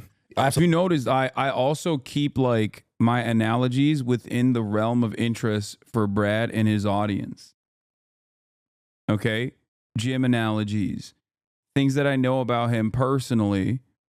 I'm sticking to shared interest to showcase my worldview from the framework that is the most like approachable. Absolutely, especially on the internet. Yeah, it's super rewarding because like people get the top comment, it's like get the likes, and we all said that and whatever. Yeah, it's weird, man, because like I don't know, just the world we're in now as far as social media, like it just seems like there's no unraveling this shit. It seems like it's only going to speed to, I hate to be. It's not 127 masking, chatter. What the hell are you talking about? I am literally a gym bro myself. Cynical or nihilistic, but it just seems like it's speeding to just something bad. I agree, and I think that sense of like that feeling of despair is, and also the inability to change things is something that virtually every American feels. Because most people feel that, I think, right now. Something's got to change, but I don't know how we're gonna get there. I do think that's why things like Luigi Mangione happen though, because at a certain point, someone's just like, this, I'm taking matters into my own hands, and then you don't find it weird how much like press they've given that after, like the walks and the. No, I think they're trying to make an example out of him. But I think it's almost like you make an example and then like someone else can be like, that guy got a bunch of clout and people think he's hot. I'm gonna do it too. So it's like, are they trying to make that a thing that happens more often? No, they're trying to be like, dude, a buddy of mine is a great journalist, Ken Klippenstein. He got a NYPD memo that said that like people who are openly pro Luigi Mangione will also be treated as like hostile, like treated as though they are also, pro terrorism. And that's the reason why they hit him with manslaughter 1 in New York State. That means you did a murder in the act of terrorism, or you killed. Guy who doesn't understand how Twitch streaming works. Average narcissist watching himself Omega lol. Sorry, but I have to say you should button up your shirt off the top. It doesn't look too professional. I'm not gonna ban this guy. I hope you are having a wonderful New Year's Eve. Normally everybody gets manslaughter 2 in New York. Manslaughter 1 is only reserved for people who kill cop killers. They say, you shoot a peace officer if you shoot an EMT or a firefighter, but nobody shoots EMTs and firefighters. They're shooting cops, right? Yeah. So it's for cop killers. It's a very high, it's a higher penalty. Or if you are murdering someone in an act of terror. So they're considering that an act of terror. Yes. Killing a healthcare CEO is considered an act of terror. People get murdered every day in this country. You murder one rich guy, that's terrorism. That's interesting. Yeah, it is. Yeah, because those are the real people. Those are the only people that matter. And I think the media is so invested in like trying to finger wag at people. And I think they're missing the mark a little bit because they just make him look cooler and cooler. Like that prep walk that the perp walk that they did, that made him look like he's the Joker. You know what I mean? Yeah, what is he, like Superman? Like, and one of the cops had like some nice shoes on. Like, oh yeah, like, I was like, what the? He wore his Sunday But best. it just seems like now it's going to be a documentary and it's going to be a Netflix thing. But it's in a weird way. It's also just not even a weird way. They're glorifying it. 100%.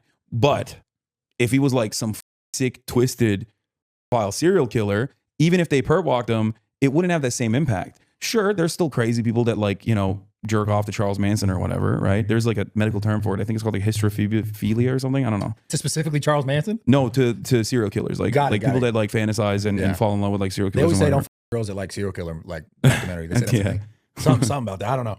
You're eliminating like 90% of the dating pool. I think that's like I think women love true crime, man. They love true crime. Why do you think that is? I don't know. I've always wondered that. They like the bad boy. A buddy of mine, I think a buddy of mine thinks it's like the women's fantasy. Like the male fantasy is like you apprehend a school shooter. Like you put yourself in a position where you engage in hand-to-hand combat. Hero, yeah, you're the hero.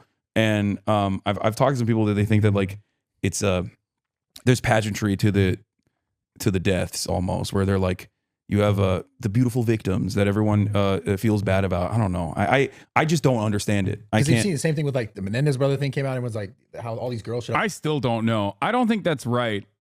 Like, I don't think that assessment is correct. I just don't know.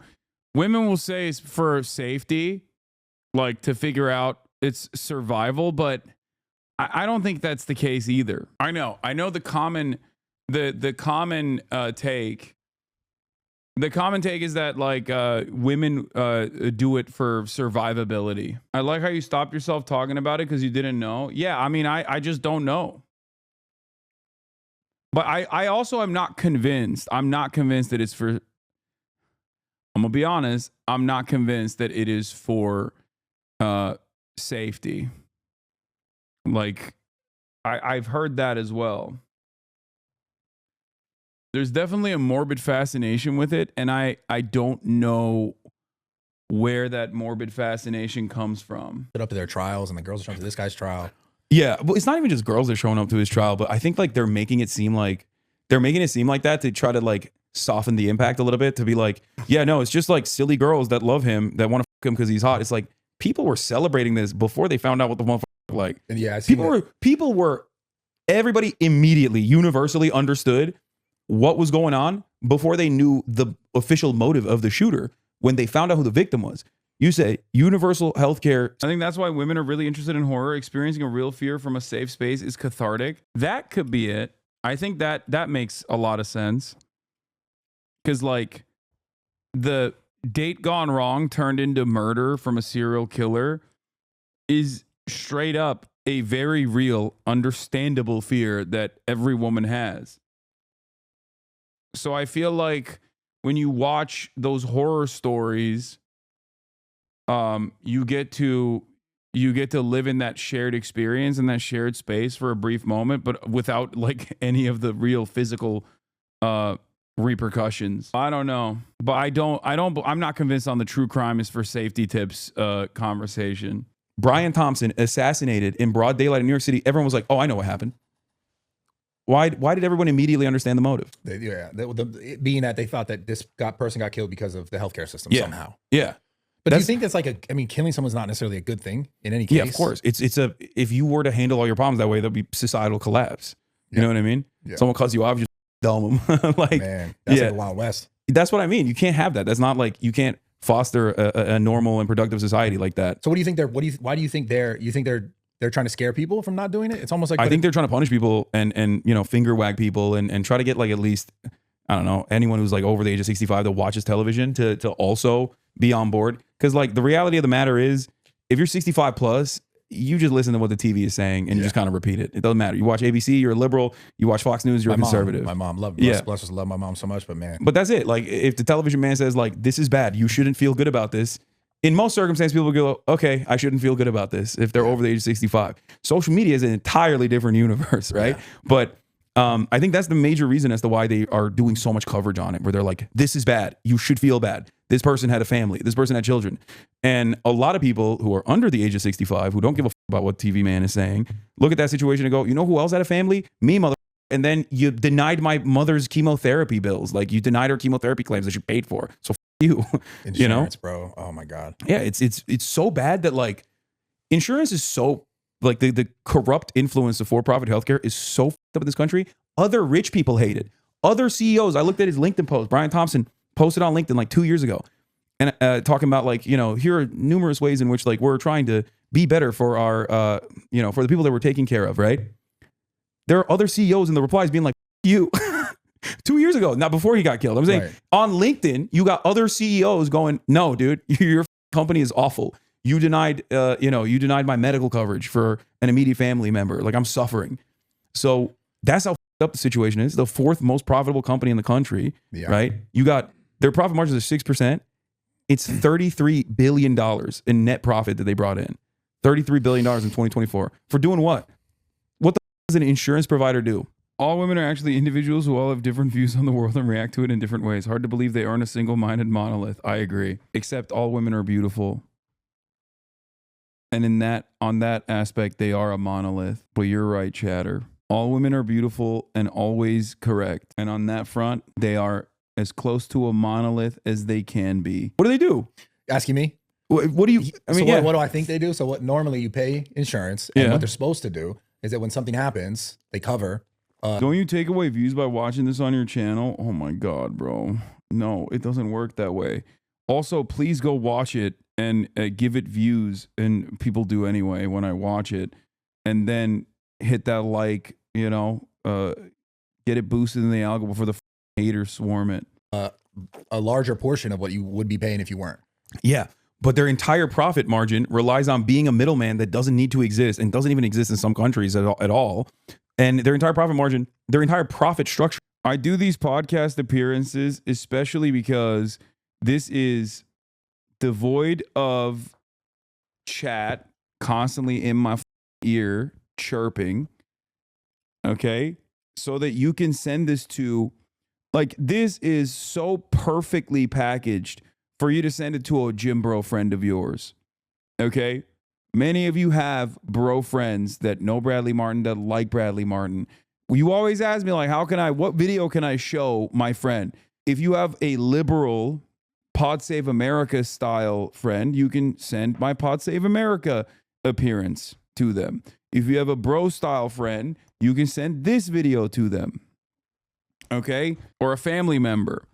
If you have like a Sigma Grindset business minded friend of yours that you want to introduce me to in a positive light, you can send the Colin and Samir podcast appearance, or the one I did with the what's the real estate guy's name? I'm forgetting that. Graham. Sure. Incentivizes insurance companies to deny claims. That's how they make the money. They get the money from you. I've been there as well. I've been there as well. Yeah, they get the money from healthy people, right? And they leverage the healthy people who they know are not going to need a payout against the people that do need a payout. And because they need medical care, right? Medical care is already incredibly costly. And partially it's incredibly costly because of insurance, because the insurance company has no incentive of like lowering the cost of medical care. In some instances, like with these pharmacy benefit managers that was supposed to be in the bill that they were supposed to pass in the Clean Resolution Bill in Congress, pharmacy benefit managers are literally owned by United Healthcare and all these other major insurance companies. They were incentivized to increase the cost of pharmaceuticals because of the rebates that they were getting. So like in many circumstances, they're just making it more expensive overall, because it doesn't matter to them how costly insurance is or how costly healthcare is. It's beneficial for them to be for healthcare to be costly because nobody wants to pay $200,000, right, to the doctor. So they have to get insurance. Yeah. So you have to get insurance. How do they make the money? They f over the people that are sick. They get the money by telling people who are sick, "Oh, we're not going to pay for that." That's how they make the money. Yeah. Yeah, I've been there. But so that's what I'm saying. Goes back to what I was saying earlier. Is like the system completely is just like, we're chalked. I mean, yeah, you can throw your hands up and be like, this sucks. What the fuck are we going to do? But that's why I'm so stubborn. And that's why I keep pushing through no matter what, because I'm like, this has to be solved somehow. Because do you think it'll be solved in your lifetime? Hopefully. But my goal always, and this is what I tell other people as well, is that you got to take the steps necessary to move in the right direction. even if that change doesn't happen in your lifetime, ultimately, society can only foster and grow when old men plant seeds for trees they will never sit in the shade of. So you just got to keep putting, one foot in front of the next and moving in that direction, even if change is not immediate, because change is never immediate. Yeah. Especially change on that scale and that sort of especially when you got a company that makes almost $500 billion in revenue. That's it. As United Healthcare, their revenue for the fiscal year 2024 was almost they're number one as far as the healthcare goes, right? Yeah. Yeah. And also they're number one in claims, in denial of claims, 32%. Yeah. That's insane. That means like people that paid for a product, right? 32% of them got this in return. That's insane. And this isn't like your Starbucks barista messing up your order, you know? You can come back tomorrow and get the right, your life in some cases. In most cases, right. It's your life. You either have to go through medical bankruptcy, which is insane that it even exists. Like this concept does not exist in other countries. There's no such thing as a medical bankruptcy in any other country. Like think about that. Richest nation on earth. And, it either your life up directly kills you, because they're like, yeah, we can't pay for this coverage, so you can't get it. What do you do then? You just die, I guess. Yeah. Or it ruins your life permanently because now you're saddled with hundreds of thousands of dollars in debt. Yeah. But that's what's the fix then? Changing policy? Yeah, changing policy.